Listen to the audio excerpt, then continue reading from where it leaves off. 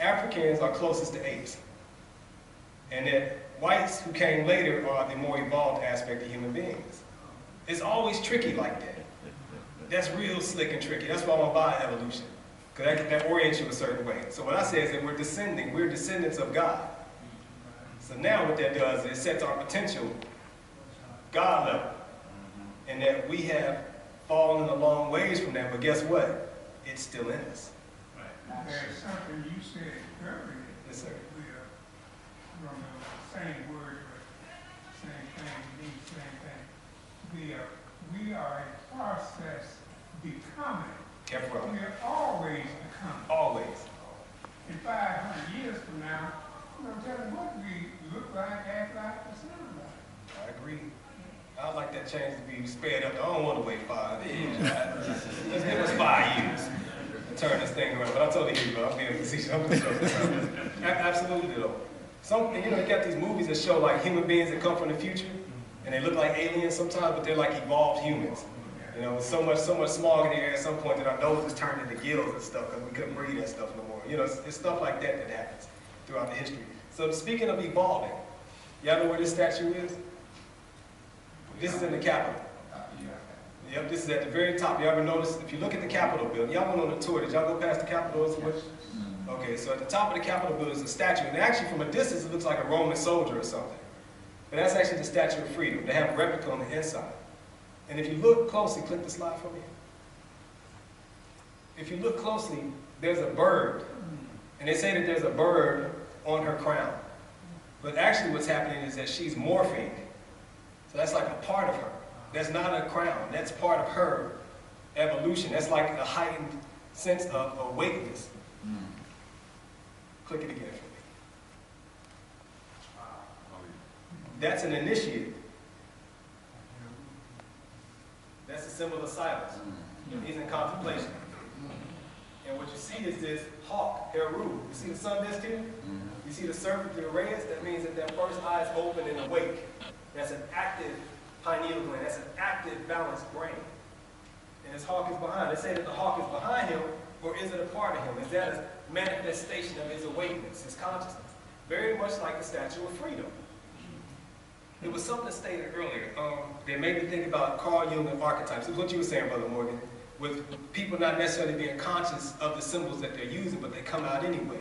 Carl Jung, who was an eminent psychiatrist who did a lot of work, foundational work for psychology, he actually says that there are archetypes that exist within the human mind, or the collective unconsciousness, that seeps out through various people with various cultures at different times, but it has a very consistent meaning no matter where it's showing up. And so that would be an example of archetypes. Just like freedom morphing into that bird is a similar symbolism to this young initiate manifesting this bird behind himself. Now here's something that was real slick. I love this. So if you all get a chance, if you haven't already, visit the House of the Temple down on 16th Street Northwest. Visit the House of the Temple, right? That's the Scottish Rite headquarters. And when I walked in there, I was doing research for my book, Symbolically Speaking. And I was going in, and the first thing I noticed, of course, are these Egyptian statues here. These are 2 Egyptian statues on either side of the staircase. This is the main foyer. And when you first walk in, this is that open room there. I was curious, what's the story behind these statues? And real quick, they literally quarried these, I think it was upstate New York, and brought them down on the train. They were blocks. Brought them down on the train. They laid tracks from Union Station to the House of the Temple just to bring these stones to the House of the Temple. Carved them on site to be 2 Egyptian priests sitting in contemplation. Why? And the building has a step pyramid on the top of it. And it has 2 hurrimaquets or sphinxes or hurrimaquets out front. And so that's what I was going for, was get pictures of those. But then I stopped. It's a certain point that you have to stop in order to see these 2 things that I got circled in. Now remember these images. Y'all see this? And it's got the little block in there too, right? Advance for me.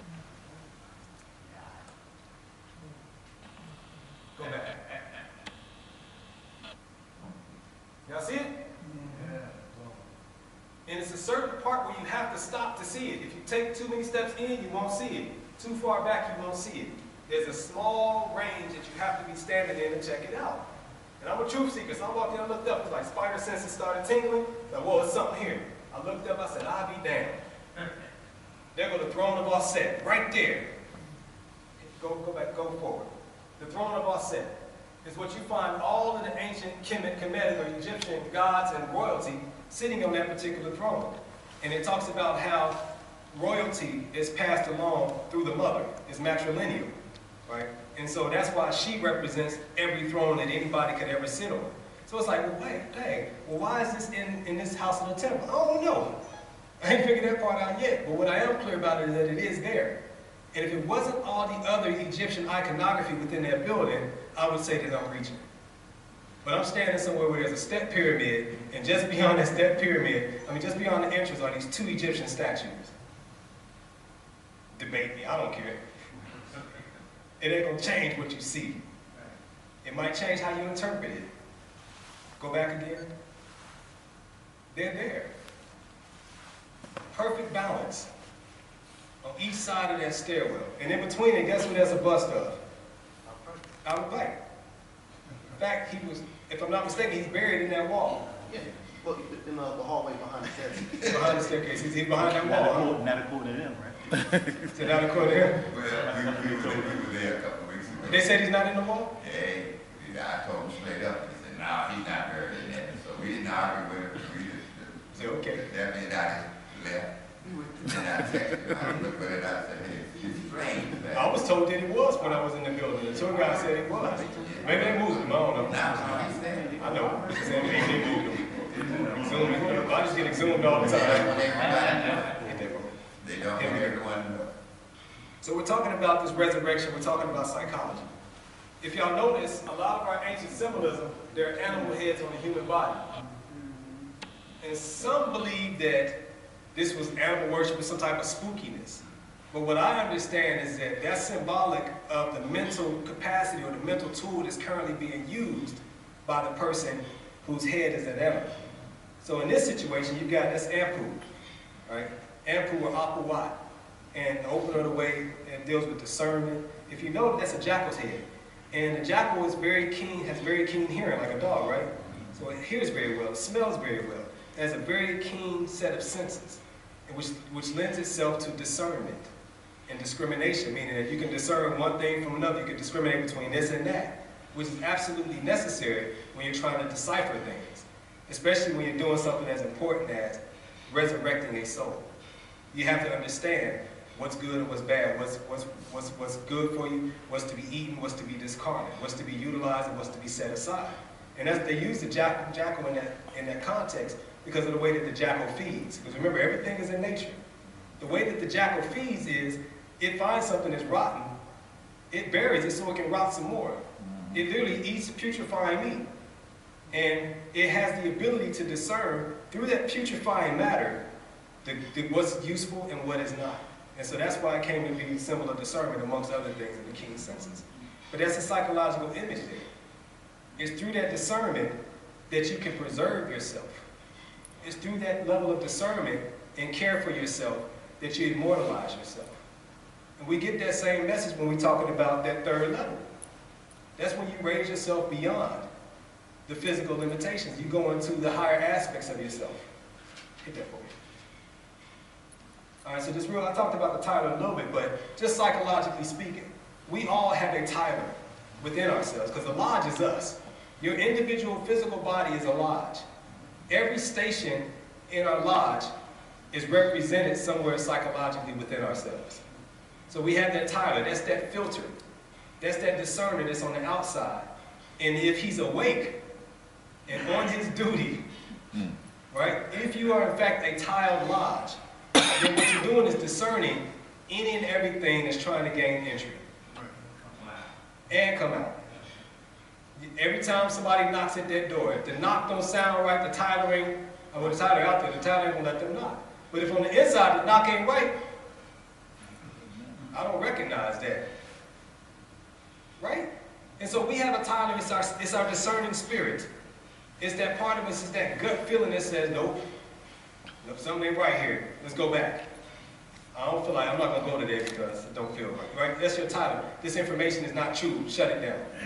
filter it, discern it, chew on it, deal with it a little bit deeper until you can process it enough to get to where that nugget of truth is, right? And so if you start to look at the lodge, first yourself as a lodge, and then look at all the different stations and realize that each one of those stations is a psychological attribute that we all have access to fully utilize. If you approach it, when you approach it that way, then the tools that you've always had, as you were saying, good brother, they become usable now. And you not only use them effectively, but you use them with great efficiency. We're going to speed up a little bit. Here we go. So we all know here, we're just coming in, and this whole thing is about somehow or another honoring our physical vehicles, honoring our material self, honoring the world concretely. This is where we are. We're refining this part of ourselves so that when we do embrace the next level of power, we have subdued a lot of those passions, a lot of those quote-unquote animal aspects of ourselves. Because if you have not, when you start to wake up your mind on this next level, when you start to wake up that next level of yourself, and you still got those low-level passions that could pull on you, now those new powers and those new tools that you're awakening can be used by those lower-level passions. And now you're setting yourself up for trouble. So now you got all this, you can spit all this game, you can talk slick, you got, all this stuff, and you're using it to satisfy lower urges and passions. And God forbid, we start waking up to spiritual stuff and haven't subdued our passions. Now, some think that some give the myth that you have to be a certain level of righteousness in order to access your spirituality. That's not true. If you think about it, when you look at like what King Leopold and his crew did when they went into the Congo, right? When you look at when Europe partitioned Africa, that could not have been a solely physical endeavor. There's no way that few amount of people conquer an entire continent using strictly physical means. It ain't gonna happen. I started doing research on that, and I came across a documentary called Hitler and the Occult. Hitler and the Occult. And it talks about the mission that Hitler was on for world domination. But what they would do is they were seeking out any type of spiritual relic that they can find amongst the various cultures around the world, including up in the Himalayas. They were adhering to the Nordic mythology with Thor and all these gods. And they were looking for anything of spiritual power that they could use. Raiders of the Lost Ark, the very first Indiana Jones. Wasn't it the Nazis in that one, or was it the Temple? It was Raiders of the Lost Ark. They were racing the Nazis to find the Ark of the Covenant because of the extreme power that it maintains. And so what we are and what we have agreed to do, and these are my closing statements here, who we are and what we've agreed to do is to take up this banner for those that came before us and for those that are coming after us, to continually seek the light and the truth behind our symbolism. We have all been granted access, but having access does not necessarily mean that we are capable of dealing with what we have accessed, which means that we have a day-to-day responsibility to constantly refine ourselves, mind, body, and spirit, and to understand that we are our lodge. You are an individual lodge walking around. And being that, we are also temples. And we treat temples a certain way. We adhere, we administer, and we acknowledge temples in a certain way. We see the altar, we salute altars, yeah? Right? Our rituals are around the altar. It's a symbol, it's our beacon with the three lessons, right? It's all right here for us. And so when we shift our minds and understand that this is a ever-becoming process, and once we begin to intentionally adhere to that, we're going to change the game, good brothers. We are descendants of the African Lodge. I fly that banner with great pride. With great pride. It's Prince Hall affiliation right now, but the origins is African Lodge. And that's for a reason. Thank y'all for your attention, and I appreciate the time.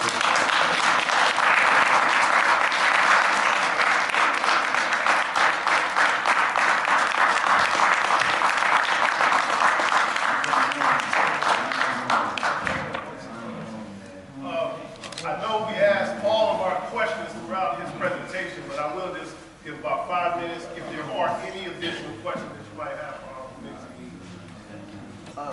Yes, sir. Excellent presentation. Thank you. And I would expect nothing less. One thing I did want to point out is you mentioned about the use of occult symbolism and religion and what have you in how people move and operate. I actually had a Caucasian Masonic brother actually say something to me not too long ago. It was really interesting. He said that if you remember last year at the Charlottesville situation that occurred, right? He said the thing that's happening now with a lot of these right-wing, white supremacists and all that type of stuff is that a lot of them are actually trying to give back Jesus and Christianity and whatnot because of the fact that if you think about it, Jesus is this, you know, we say, a lot of us say African or Middle Eastern, what have you, Jew, talking about peace and love, blah, blah, blah. And that doesn't really fit with what they really want to do, which is conquer, conquer, kill, kill, conquer, conquer. And so if you listen to their chant, which is blood and soil, that whole thing going back to the Roman and all this type of stuff, is that a lot of groups now, even though a lot of us don't know it, are actually going back to that worship of Thor and all the different things, which is their European tradition. And as you said earlier, I mean, I love that quote about millionaires having advisors, millionaires having astrologers.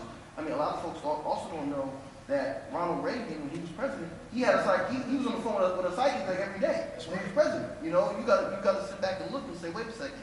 There's a reason why these people got into these different sciences, and whether it's Masonry, Rosicrucians, or what have you. There's a real reason why, and I agree with you, is we have to be able to apply those things for ourselves, for our own purposes. You know, because again, people are doing all types of spells on us. I'm reading a book, or rereading this book about Pastor Beverly Randolph. You familiar with him? He was a brother. He was of African descent, and he's known as America's first Rosicrucian. And the thing about him, which is really interesting, he got into it. This was my last comment. He got into it with some Christian ministers up in New York. And his whole thing was because they were saying, well, you're not teaching true Christianity, blah, blah, blah. And he said, y'all don't see that they're doing all types of spells and things, and I'm trying to combat that. But all these white folks doing things on us every single day, there's a reason why they don't want us to be able to know how to read. Not just read in terms of literature, but understand signs and symbols and all these different type of things. So. And in line with that, reading, spelling, right, exactly. casting of spells. Exactly. It's a very slick game, brother. Thanks, brother. Are there any other questions? Yeah. This will be the last one. We got to close that. Last two, and I'll answer quick. Oh, there was another. I think the elder here would have a question. I just want to talk to you a minute. Okay, cool. I'll be here. Yes, sir. The picture you had up there with the skull and the beetle, Yes, sir. and you mentioned about a person's cranial cavity. Now, inside of our brain, there's what's called an arterial circle of Willis, which looks and shaped in the same fashion as the ineffable name. Mm. Now, that arterial, so you were talking about I'm just saying that is this area here is called the arterial circle of Willis. What happens is it gives life to the entire body. So I'm not putting it all together, but I'll talk to you a little later because I know what I'm trying to say, but it just won't come out. Yeah, I feel you though, because I hear what you're trying to say. Because that beetle was kept rise to ever become, and it is about life. Exactly. And you're saying that region of the brain gives life to the rest of the body. That's a serious system there. Right. I hear you. That's what I'm saying. I hear you. I heard you. Thank you. Yes, sir. Good brothers, I appreciate y'all. This is on behalf of our president, Honorable Alex Smith, and the Phylaxis Society. I would like to present you with this couple of knowledge. And thank you for this presentation. We also have a small certificate for you. We can't pay you in cash. We can just give you love, brother. Trying to earn my wages, man.